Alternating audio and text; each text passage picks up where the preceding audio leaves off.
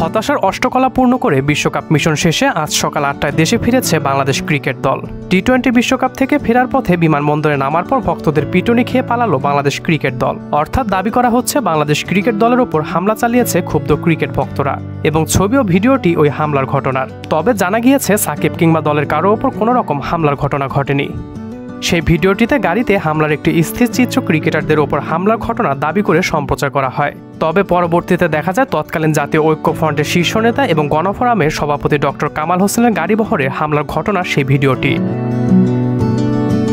এদিকে বিশ্বকাপের নবম আসরে গ্রুপ পর্বে দুর্দান্ত পারফরমেন্সের পর সুপার 8-এ ভক্তদের হতাশ করেছে টাইগাররা। তারপরও এই আসরে টি-20 বিশ্বকাপ বাংলাদেশের সবচেয়ে সফল বিশ্বকাপ। এই বিশ্বকাপে 3টি ম্যাচ জিতেছে টাইগাররা। এক আসরে সর্বোচ্চ 3 ম্যাচ জয়ের রেকর্ড এবারই গড়ল বাংলাদেশ।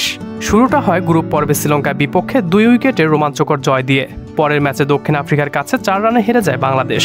গ্রুপ পর্বে শেষ 2 ম্যাচে নেদারল্যান্ডস এবং নেপালকে হারিয়ে টাইগাররা নিজেদের টি-20 বিশ্বকাপে দ্বিতীয়বারের মতো সুপার 8 নিশ্চিত করে। গ্রুপ পর্বে সবগুলোই মন্থর উইকেটে খেলেছে বাংলাদেশ, যা অনেকটাই ঘরের উইকেটের মতো। ম্যাচগুলোতে বোলারদের মোটামুটি সফলই বলা চলে, তবে ব্যাটারদের পারফরমেন্স ছিল হতাশাজনক। অ্যান্টিগায় অবশ্য ভালো উইকেট পেলেও অস্ট্রেলিয়া ও ভারতের কাছে হেরে যায় টাইগাররা।